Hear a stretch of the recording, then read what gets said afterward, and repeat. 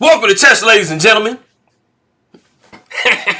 that's my whole run swing, homie.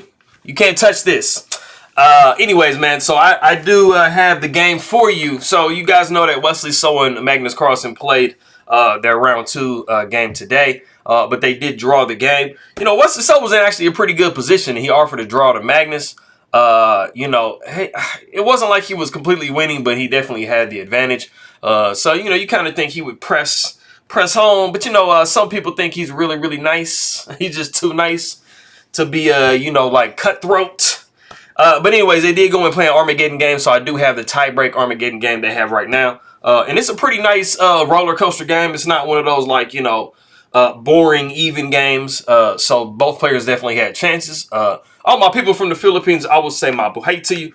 Magandang umaga. It's super morning, so I don't think really any of you guys are up yet. Anybody who is coming from Norway, I will say hello and God morgen to you. I appreciate you guys very much for stopping by. But if you guys are ready to go, let's take a look, see what we got for this game, homie. So we got e4, e5, knight to f3, knight to c6, bishop to b5. Knight comes to f6, so we do have the Berlin. But like I said, this is not going to be your typical, boring, I'm going to go into a draw Berlin. Magnus Carlsen, he always finds ways to, add some excitement in the games and just literally play games that nobody's ever seen before. So we do see the move d3, bishop to c5, bishop takes c6, pawn takes c6. We got castles by white.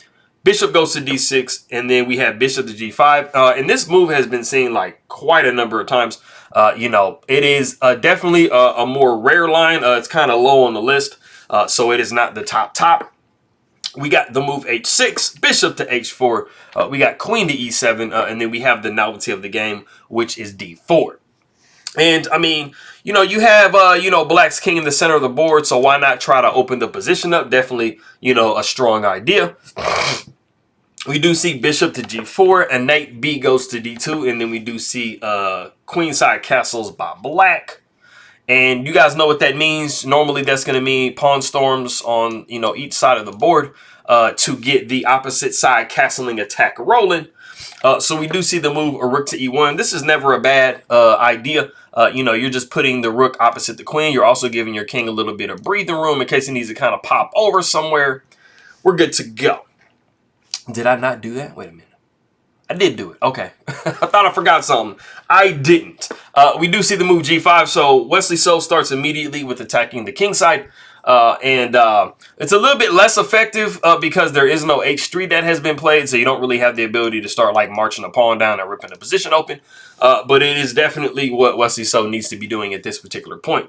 And I mean, for all intents and purposes, Wesley So is, he's a little bit more than half a pawn up positionally. We'll see exactly why that is coming up. We do see bishop to g3. Knight goes to h5. Not only are we attacking the bishop, but we are clearing the way for f5 to come and just try to open more lines up. We do see the move c3. We got pawn takes d4, pawn takes d4, and then we do see it is a very, very accurate move in the position. It is bishop to b4. Now, for those of you that, saw the thumbnail, there is a chance for black to actually win a pawn in this position. And it goes after we see the bishop taking g3 here.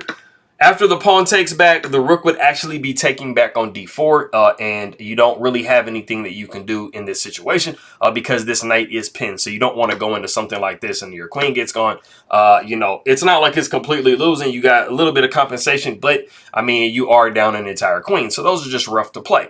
So this definitely was probably like, one of the best points in the game for Wesley So as far as chances is concerned. But anyway, we see bishop to b4, which is, like I said, it's by far, it's one of the best moves too. We got queen to a4. So you see Magnus Carlsen is trying to make things kind of confusing and icky, even though black definitely has a very, very solid, at least pawn's worth of an advantage.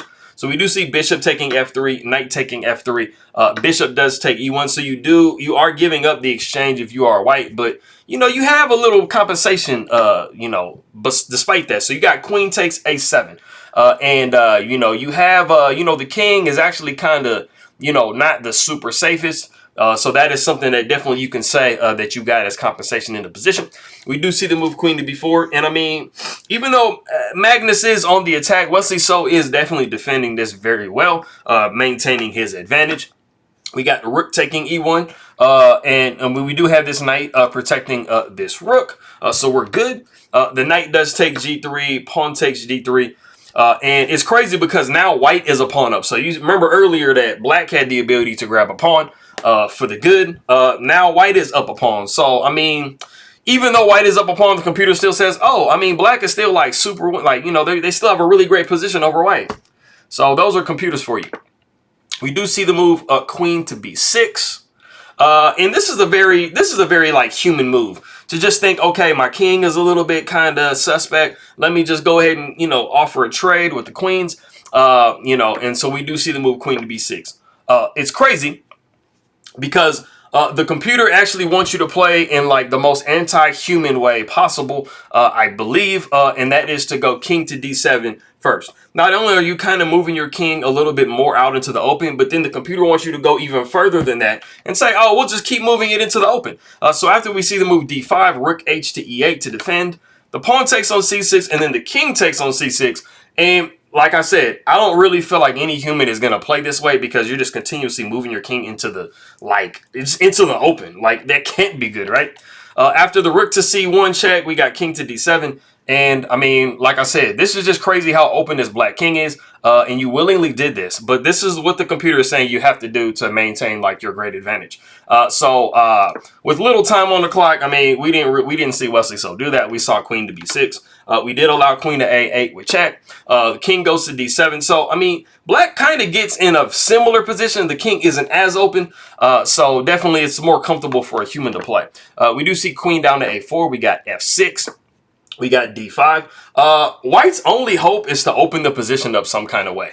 They are down the exchange, so they only have one rook. But you have to try to open some lines to try to create something for, you know, for yourself. So we do see king back to c8, just trying to be safe. So you can see where a human wants to go. A human wants to go back, like out of the open. Like the computer's like, bro, just be bold. Anyways, we do see the move e5, trying to, like I said, rip the positions open. We do see king over to b8. We got pawn takes f6. And this pawn, I mean, it is a little bit dynamic. Like, you do kind of have to show some care about how you're going to, you know, mess with these pawns in the center of the board. So we do see pawn taking d5. We got the move f7. And, I mean, you know, we do have a little something set up if you are white. We do have a rook possibly coming up here. The queen is defending that square as well. So we're trying to get our, you know, exchange back kind of. But we do see queen going to f6, defending this pawn, making sure that f8 is completely taken care of. We do see knight to e5. We got rook h to f8. And we actually have a position where there is an absolute best move to play in the position. And I will actually accept an alternate move, even though it pretty much everything is dead even. Is definitely nowhere as explosive as the move that I'm looking for. So if you want to pause the video and try to guess that move, go ahead and do so.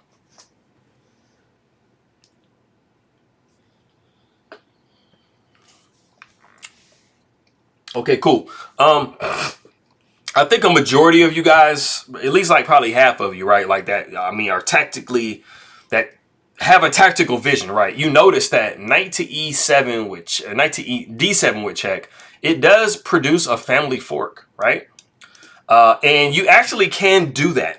You can go knight to d7, and then the rook would be taking, the queen would be taking, and then the queen would be taking. And it basically would fizzle out to about even because you basically just managed to get your exchange back. You do kind of have to be careful about this central pawn that is completely passed though. So this is the alternate move that I would have accepted. But in the position after rook h came to f8, the move that I'm looking for, which Magnus Carlsen did find in the game, is rook up to e3. And this is a very, very powerful rook lift because you definitely have some threats on the board if you're white. You do have a little bit more than a half a pawn's worth of an advantage in this situation. You do have to play pretty strong after this point, though. We do see rook taking f7. Wesley So just says, bro, I'm just going to go ahead and give the exchange back because, like, I mean, I'm not doing the greatest in this position, so I got to try to relieve it a little bit. And then we see really interesting thing that Magnus Carlsen does, and that is the move rook to a3. And this starts like the chain of events like that basically, you know, this knight is going to be undefended for a really long time. But we are threatening checkmate on A8. So, I mean, this is definitely something that black has to pair. You can't just go grabbing knights because then you're going to be losing the game and you're going to be sad, right? So we do see the move C6, just giving the king some room to breathe. Queen goes to A7 with check. King goes to C7. And then we see another move, rook to B3.